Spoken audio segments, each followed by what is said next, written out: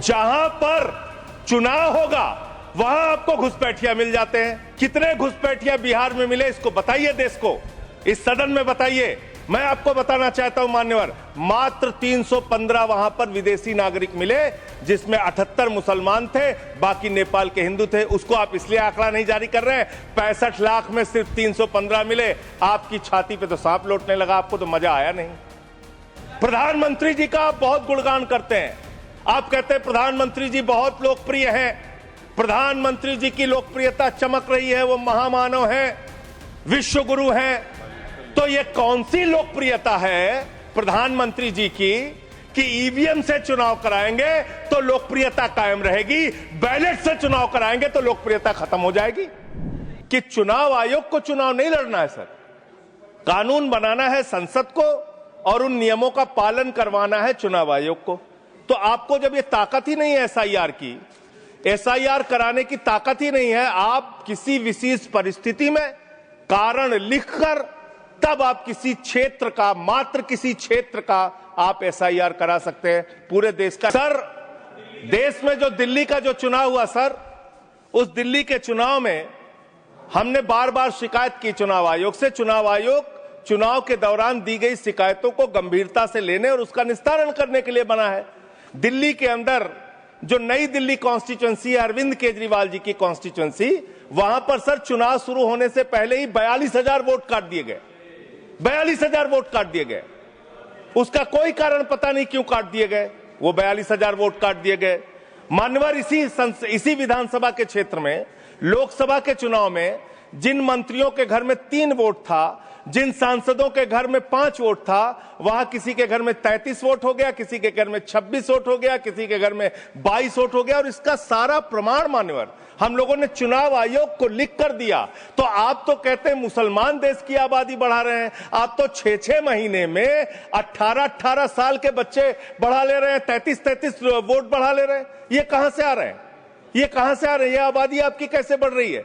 दिल्ली में पूरी तरीके से आपने चुनाव का घपला किया, जिसका हम लोगों ने लिखित शिकायत दी थी। एक ही भारतीय जनता पार्टी के पदाधिकारी ने 11,000 वोट कटवाने के लिए शाहदरा में एप्लीकेशन दी थी।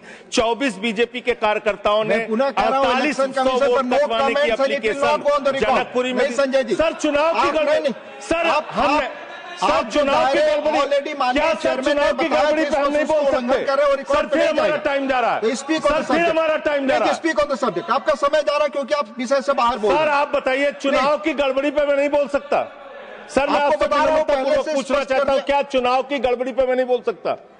आप चुनाव में हो रही गड़बड़ियों पे नहीं बोल सकता। इलेक्शन रिफॉर्म्स के पक्ष और विपक्ष में हम इलेक्शन रिफॉर्म्स कैसे होगा जब गड़बड़ियां नहीं बताएंगे? सर उन चीजों के बारे में जब गड़बड़ियां बताएंगे तो रिफॉर्म्स कैसे होगा? संसद में उठा चुके हैं जिन चीजों को। सर मैं आपसे हाथ जोड़कर पूछना चाहता हूं, एक सेकंड प्लीज। सर मैं आपसे विनम्रता पूर्वक पूछना चाहता हूं, चुनाव की गड़बड़ियों के बारे में अगर सदन को आपको नहीं बताऊंगा सर, तो उसका रिफॉर्म्स कैसे होगा? तो दिल्ली में अगर एक गड़बड़ी हुई है, जरूर आप बोले, ये आपका अधिकार है, पर स्पेसिफिक जो उदाहरण दे रहे हैं उसके बारे में पहले आप उठा चुके हो, अमान्य हो चुकी है चीजें। प्लीज नहीं सर, नहीं सर, नहीं सर, सर आपका समय जा रहा है। Please come on the subject. Delhi के अंदर बड़े पैमाने पर वोट काटे गए और चुनाव में खुलेआम गड़बड़ियां की गई। अब बात करते हैं बिहार में। सर बिहार में आपने अचानक कहा पूरे राज्य का एसआईआर होगा। एसआईआर आपने कराया, करीब करीब 65 लाख वोट काट दिए वहां पे। और मान्यवर, मैं आपके सामने कुछ विधानसभाओं की सूची पढ़ना चाहूंगा। मोतिहारी में 54,000 वोट काट दिया, बीजेपी 13,000 वोट से जीती। गोपालगंज में 66,000 वोट काट दिया, बीजेपी 28,000 वोट से जीती। संजय जी बरौली में 46,000 वोट काट दिया, बीजेपी 12,000 वोट से जीती। अनमोर में 37,000 वोट काट दिया, बीजेपी। ये सारी चीजें सुप्रीम कोर्ट में नहीं जाएगी रिकॉर्ड पे। सर ये गड़बड़ी पे बात हो रही है। गड़बड़ी मेरा समय चला जा रहा है, सुप्रीम कोर्ट के पास सर मेरा टाइम जा रहा है। सर विषय पर बोलिए। सर विषय पर बोल रहा हूँ सर। नहीं, विषय पर नहीं बोल रहे। विषय ऐसे तो फिर बात नहीं हो पाएगी। ठीक है सर, ऐसे बात नहीं हो पाएगी। आप हमारा टाइम खराब कर रहे हैं। विषय पर बोलिए। नहीं, मेरा सारा समय चला जा रहा है सर। आप विषय पर बोलिए। जो चीज सब जुडिस है उसके बारे में honourable chairman has made it clear. Please election में ऐसे गड़बड़ियां होते हैं, उसको क्या करना चाहिए ये बता रहे हैं। ये सारे स्पेसिफिक कंप्लेंट माननीय एलओपी सुप्रीम कोर्ट के पास है। ये सब जुडिस मामला है, इस पर मैं अलाउ नहीं करूंगा। ऑलरेडी चेयरमैन ने कह दिया। माननीय संजय, आपका समय जा रहा है। आप माननीय सर, आप बोलने ही नहीं दे रहे हैं, फिर ऐसे बोलने नहीं दे रहे हैं। आप कानून, सर, चुनाव की गड़बड़ियों के बारे में नहीं बोलेंगे। आप संवैधानिक मर्यादाओं, चुनाव की गड़बड़ियों के बारे में नहीं बोलेंगे, चेयर पर आरोप करेंगे। ये आपको फ्रीडम है, आप कुछ भी कह सकते हैं नियम कायदे के बाहर जाकर के। और चेयर पे दूसरी बात सर, प्लीज, ईवीएम का इस्तेमाल देश के अंदर शुरू हुआ, प्लीज। और जब ईवीएम का इस्तेमाल शुरू हुआ अपनी जगह बैठे, तो देश में तमाम बहस शुरू हुई। और ईवीएम के ऊपर सबसे पहला किसी ने सवाल उठाया तो उस व्यक्ति का नाम है जीवीएल नरसिम्हा। उन्होंने बाकायदा किताब लिखी है कि लोकतंत्र के ऊपर खतरा है ये ईवीएम, और उसके बारे में लाल कृष्ण आडवाणी जी ने उनकी किताब के प्रशंसा करते हुए और ईवीएम पे सवाल होते हुए, अब इस पे भी समस्या है, इस पे भी, तो उस पे पूरा ईवीएम के ऊपर सबसे पहले इन लोगों ने सवाल उठाया। ईवीएम किन किन देशों में था और कहां कहां बैन हो गया, मैं पढ़ के बता दे रहा हूं। जिन जिन देशों में बैन हो गया, जर्मनी में, नीदरलैंड में, आयरलैंड में, यूके में, फ्रांस में, पुर्तगाल में, इटली में, ऑस्ट्रेलिया में, नॉर्वे में, कनाडा में, बेल्जियम में, साउथ कोरिया में, इन तमाम देशों में ईवीएम था। ईवीएम बंद हो गया। लेकिन मुझे एक मन में शंका होती है जो आपके माध्यम से उधर बैठे हुए लोगों से पूछना चाहता हूं। प्रधानमंत्री जी का आप बहुत गुणगान करते हैं, आप कहते हैं प्रधानमंत्री जी बहुत लोकप्रिय हैं, प्रधानमंत्री जी की लोकप्रियता चमक रही है, वो महामानव हैं, विश्व गुरु हैं। तो ये कौन सी लोकप्रियता है प्रधानमंत्री जी की कि भाई प्रधानमंत्री जी की कौन सी लोकप्रियता है कि ईवीएम से चुनाव कराएंगे तो लोकप्रियता कायम रहेगी, बैलेट से चुनाव कराएंगे तो लोकप्रियता खत्म हो जाएगी? अरे भैया, दोनों में अगर लोकप्रियता कायम है तो बैलेट से चुनाव करा लो, उसमें भी पता चल जाएगा कितने लोकप्रिय है प्रधानमंत्री जी, कितनी लोकप्रिय है भारतीय जनता पार्टी, कितने लोकप्रिय हैं आप लोग, ये आपको पता चल जाएगा। दूसरी बात मान्यवर, आपने अभी मैंने सुना कि डिटेंशन सेंटर बनाएंगे घुसपैठियों के लिए, और यह कहा गया कि इस पूरी चुनाव की प्रक्रिया के तहत जो लोग पकड़े जाएंगे घुसपैठिए, उनको उस डिटेंशन सेंटर में रखा जाएगा। मैं आपके माध्यम से इस सरकार से पूछना चाहता हूं, 11 साल से इस देश में ट्रंप की सरकार तो है नहीं, न बराक ओबामा की सरकार है, न बाइडेन की सरकार है, यहां पर प्रधानमंत्री नरेंद्र मोदी जी हैं और गृह मंत्री अमित शाह जी हैं। आपने 11 साल में कितने घुसपैठिए हिंदुस्तान से भगाए, इसके बारे में आंकड़ा दीजिए सदन को आप जानकारी दीजिए। आप बिहार जाते हैं, वहां घुसपैठिया चिल्लाते हैं, झारखंड जाते हैं, वहां घुसपैठिया चिल्लाते हैं, दिल्ली आते हैं, वहां घुसपैठिया चिल्लाते हैं, हरियाणा जाते हैं, वहां घुसपैठिया चिल्लाते हैं, महाराष्ट्र जाते हैं, वहां घुसपैठिया चिल्लाते हैं, आसाम जाते हैं, वहां घुसपैठिया चिल्लाते हैं, घुसपैठिया पकड़ नहीं पाते।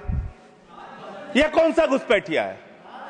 जहां पर चुनाव होगा वहां आपको घुसपैठिया मिल जाते हैं, आप पूरा चुनाव उसके ऊपर करते हैं। कितने घुसपैठिया बिहार में मिले, इसको बताइए, देश को, इस सदन में बताइए।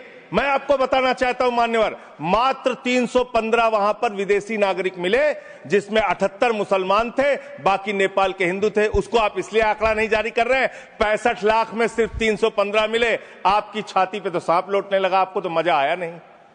आप डिटेंशन सेंटर बना रहे हैं उत्तर प्रदेश में। डिटेंशन सेंटर का पता है आपको?